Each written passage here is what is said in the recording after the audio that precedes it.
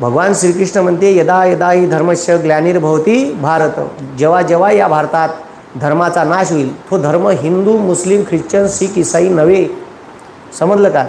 तो धर्म कोणता आहे? तर तो धर्म ठीक आहे जो वाईट कामं करते, जो लोकायले लुबाडते, जो लोकायले नाडवते, ठीक आहे, जो लोकांच्या आणि सरकारच्या प्रॉपर्टीवर आपली दावेदारी सांगते, असे बदमाश भ्रष्टाचारी लोक आहे, ठीक आहे. तर अशा लोकांच्या विरोधात जो काम करत असेल त्याला अधर्म म्हणल्या जाते, ठीक आहे. धर्म म्हणजे हे नाही का हिंदू मुस्लिम ख्रिश्चन शीख ईसाई, याले धर्म नाही म्हटलं आहे भगवान श्रीकृष्णानं, ठीक आहे.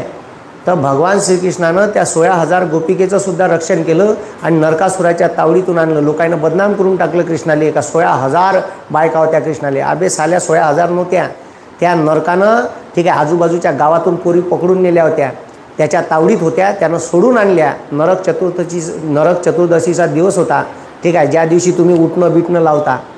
तर नरकाचा वध करून श्रीकृष्णानं ठीक आहे त्याला सोडवलं, त्याच्या रक्तानं श्रीकृष्णाचं शरीर माखलं होतं. म्हणून ठीक आहे श्रीकृष्णाच्या बायकोनं त्याला उठणं लावून दिलं, आपण उठणं लावतो. श्रीकृष्ण रक्तानं माखला, आता तुम्ही काय ना माखली आहे हां. तर असं आहे, ठीक आहे. तर ते कशासाठी लावते, का लावते हे बी माहीत पाहिजे. मग त्याला ठीक आहे आपल्या घरच्या हांड्याला येल बांधते, त्याच्यात पाणी गरम करते, याले मग उठण्यानं घासलेलं आंघोळ याले आंघोळ करून देते, जसं काही याचं शरीर रक्तानं माखलं आहे. आणि मग त्याच्यासाठी एक गोकुळ बसवून दिलं, त्या गोकुळात त्या दूध दुभतं काढायच्या आणि इकालण्याच्या. तर कोणीही त्याच्या घरच्या फॅमिलीवाले ॲक्सेप्ट करायला तयार नव्हते त्या गोपिकांना, ठीक आहे. कारण त्या ठीक आहे सगळे लोक बोंबलत होते, पण त्याला सोडून आणलं. तर श्रीकृष्णानं कोणीच फॅमिलीवाले ॲक्सेप्ट करायला तयार नव्हते, म्हणून श्रीकृष्णानं त्याच्यासाठी गोकुळ बसवून दिलं. आणि जर म्हणे त्याला विचारलं का तुझ्या नवरा कोण, तर तुम्ही सांगा का कृष्ण माझा नवरा आहे. तर आता मग नवरा आहे तर 16,000 बायका झाल्या का कृष्णाच्या? मग नाही झाल्या. तर ते अलग अलग स्टोरी आहे. असो ठीक आहे. तर लोकांना बदनाम करून टाकते. लोकांना भगवान श्रीकृष्णाला नाही सोडलं, रामाला नाही सोडलं, गांधीजीला नाही सोडलं. तर तुम्हाला जर कोणी बदनाम करत असेल तर काही चिंता करायची नाही, आपलं काम करत राहायचं. लोकांना स्वामी विवेकानंदाला नाही सोडलं, ठीक आहे. जे लोक समाजात चांगले कामं करत, तुम्हाला 100% लोक चांगले म्हणू शकत नाही. तुम्हाला 80% लोक चांगले म्हणून तर 20% वाईट म्हणून. एकाच गावात माणसाले 100% बी मतदान नाही पडत. वेगवेगळ्या विचारसरणीचे लोक आहे, ठीक आहे. या निसर्गात ठीक आहे निसर्गाचं बॅलेन्स राहणं आवश्यक आहे. याच्यासाठी निसर्गात वेगवेगळ्या जातीचे, वेगवेगळ्या रंगाचे, वेगवेगळ्या रूपरेषेचे प्राणी आहे.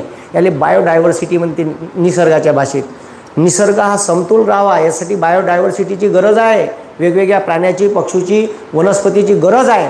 तसं ही लोकशाही या देशात जिवंत ठेवायची आहे. तर या भारतात वेगवेगळ्या विचारसरणीचे लोक असणं आवश्यक आहे. जर वेगवेगळी विचारसरणी नसेल तर लोकशाही खतम होऊन जाईल. म्हणून जेव्हा भारताची पहिली संविधान सभा चालू होती तर त्याच्यात चर्चा झाली होती का विरोधकांच्या मताचा आदर सत्ताधारी लोकांनी ठेवायला पाहिजे, तरच या देशातली लोकशाही जिवंत राहील, नाही तर सत्यानाश झाल्याशिवाय राहणार नाही. आणि डॉक्टर बाबासाहेब आंबेडकर सांगून गेले का लोकांनी ठीक आहे मी कितीकही चांगलं संविधान लिहिलं, पण संविधानानुसार देश चालवणारे लोक जर बदमाश असन तर या देशाचा सत्यानाश झाल्याशिवाय राहणार नाही. म्हणून आपल्या हातात आहे आपण कोणाला मतदान करायचं, का करायचं, कोणाला निवडून द्यायचं. म्हणून आजचा हा रामनवमीचा दिवस आहे. या रामनवमीच्या दिवशी मी सांगून ठेवतो तुम्हाला का आपला राम हा 6 पॅक्स ॲपला नव्हता. आपला राम हा सौंजय, त्याच्या चेहऱ्यावरचे भाव प्रेमळ कोमल, त्याच्या चेहऱ्यावर शीतलता, ठीक आहे, त्याच्या चेहऱ्यावरून एक वेगळा भाव प्रेरित होत होता. आता 6 पॅक यावाला श्रीराम करून टाकला. त्याच्यामुळे हा राम कुणीकडं नीन लोकायले हे काही सध्या सांगता येत नाही. म्हणून आपला राम आपल्या गावात जो मंदिरात बसला आहे तसाच राम आहे. आपला राम 6 पॅक्सवाला यापवाला नाही आहे असं मला सांगावंसं वाटलं. कारण मी आता पाहून राहिलो ठीक आहे देशाची परिस्थिती बिकट आहे. काही झालं का दंगली ठीक आहे धर्म ठीक आहे वारंवार वापरण्यात येते. आणि विकास राहिला पोट्टे बेरोजगार पडून आहे. कास्तकाराच्या शेतमालाचे भाव पडले आहे. DAPच्या खताचे भाव, पेट्रोल डिझेलचे भाव वाढून गेले आहे. महागाई प्रचंड वाढली आहे. जागोजागी टॅक्स लावला आहे. तिकडं अदानी आपला पैसा घेऊन पळते, ठीक आहे. नीरव मोदी 11,000 कोटी घेऊन पळाला, 9,000 कोटी तो चोक्षी घेऊन पळाला. तर सरकार याच्यावर काहीच ॲक्शन घ्यायला तयार नाही. कारण तुम्ही बोंबलले नाही पाहिजे तर लगेच ठीक आहे लगेच डायव्हर्ट केल्या जाते. तुम्हाला लगेच टॉपिक चेंज केल्या जाते, नवीन टॉपिक आणल्या जाते, आहे का नाही. म्हणून ते आता राहुल गांधीचं सदस्यत्व रद्द केलं. तर काँग्रेस बोंबलून राहिले होते. ते एका BJPच्या नेत्यानं म्हणलं का म्हणे ठीक आहे ओबीसी आहे म्हणे नरेंद्र मोदी म्हणून त्याच्यावर अटॅक आला. अरे बाबा, नरेंद्र मोदीचा, ओबीसीचा, राहुल गांधीचा आणि ओबीसीचा का दूर दूरपर्यंत इथं ओबीसीचा प्रश्नच कुठून आला. सालं मला तर कमाल वाटलो का हे कोण्या थरावर राजकारण चाललं, का लेणं देणं आहे ओबीसीशी नरेंद्र मोदीशी. ठीक आहे, ओबीसीशी जर त्याचं काही असतं तर त्यानं ओबीसीची जनगणना केली असती, बापूनं संसदेत सांगितलं असतं. काही लेणं नाही देणं नाही. तर असं आहे. म्हणून मी तुम्हाला सांगू इच्छितो की ह्या राजकारण्यानं सांगितलेल्या गोष्टीवर कवडीचा विश्वास ठेवायचा नाही. यायनं आपल्याला कुठं म्हणलं का चला बे दंगली फंगली, तर ह्या अगाऊच्या भानगडीत पडायचं नाही. आपले पूर्व शिकले सवरले आहे.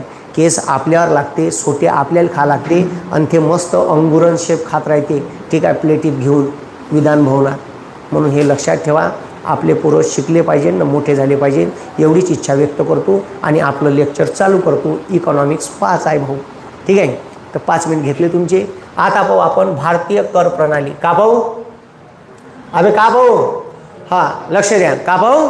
भारतीय कर प्रणाली. आता कालपर्यंत पाहिलं होतं टॅक्स हे काय, तर देशाले चालवायचा आहे, हा देश चालवायचा आहे. ते एक इन्कम ऑफ सोर्स लागते देशाचे, म्हणजे सरकारचे बरेचसे सोर्स ऑफ इन्कम आहे. कुठून? कर्जातून येते. भारत सरकारच्या सेल गेल भेल कंपन्या आहेत, त्याचं प्रॉफिट येते. ठीक आहे, भारत सरकार काही कंपन्याची हिस्सेदारी विकते, त्याला निर्गुंतवणूक म्हणते, इंग्लिशमध्ये डिसइन्व्हेस्टमेंट म्हणते. हे आपण बजेटमध्ये पाहिलं का तिजोरीत कुठून कुठून पैसे येते.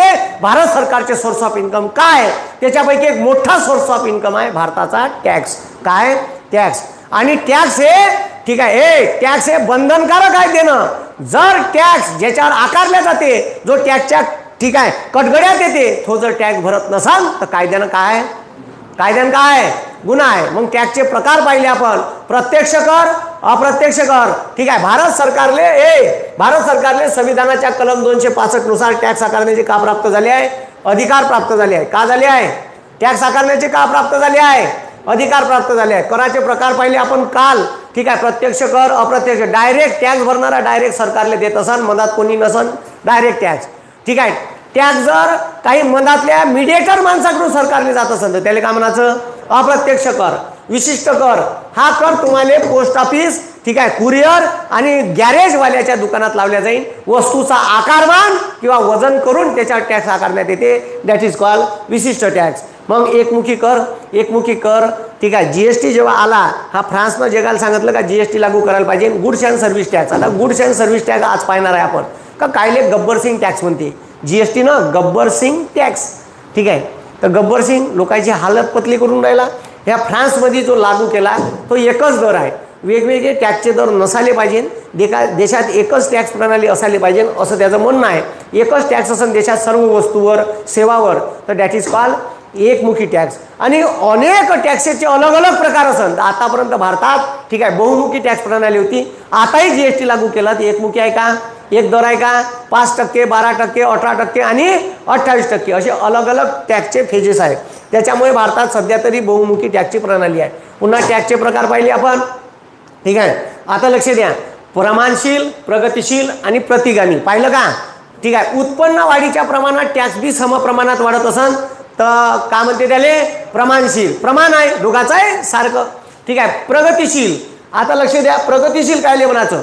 उत्पन्न वाढीच्या दरापेक्षा टॅक्सचा दर जास्त वाढवत असन, ठीक आहे, तर म्हणायचं त्याले प्रगतिशील. आणि त्याच्यानंतर प्रतिगामी.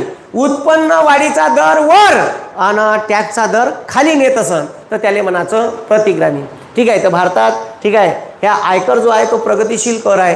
मग आता उत्पन्न वाढीच्या दरापेक्षा कमी कर चुकवेगिरी कायले म्हणते पाहिलं आपण. जर अतोन्यात टॅक्सचे दर वाढवले तर लोकांची टॅक्स भरण्याची प्रवृत्ती काय होते? कमी. मग काही लोक कायदेशीर टॅक्स लपवते, सीएलए आपल्या हातात घेऊन. काही लोक टॅक्सच भरत नाही, उत्पन्न नाही दाखवत, खर्च जास्त दाखवते. आणि खर्च कसाही दाखवता येते. मी तुम्हाला सांगितलं खर्चावर सरकार बंधन ठेवू शकत नाही. त्यानं म्हणलं मी इथं खर्च केले, ठीक आहे, समजलं का? तर तो खर्च दाखवू शकते, काही विषय नाही. मग आता लक्ष द्या, काल कराचे प्रकार पाहिले. डायरेक्ट टॅक्स आणि इनडायरेक्ट. डायरेक्ट टॅक्स भरणारा डायरेक्ट जी संस्था टॅक्स आकारते, मग ते ग्रामपंचायत असो, राज्य सरकार असो का केंद्र, त्याच्या अकाउंटला भरत असेल तर त्याला म्हणायचं प्रत्यक्ष कर. आयकर, प्राप्तिकर किंवा इन्कम टॅक्स, कंपनी कर किंवा कॉर्पोरेशन टॅक्स, यात्रा कर, बाजार कर, ठीक आहे. मग ते नगर परिषदेचा यात्रा कर, दिवापत्ती कर, घरपट्टी कर, पाणीपट्टी कर, ठीक आहे. मालमत्ता कर, संपत्ती कर, देणगी कर, खर्च कर, हे डायरेक्ट भरावं लागते. म्हणून याला काय म्हणते, अबे काय म्हणते, प्रत्यक्ष कर.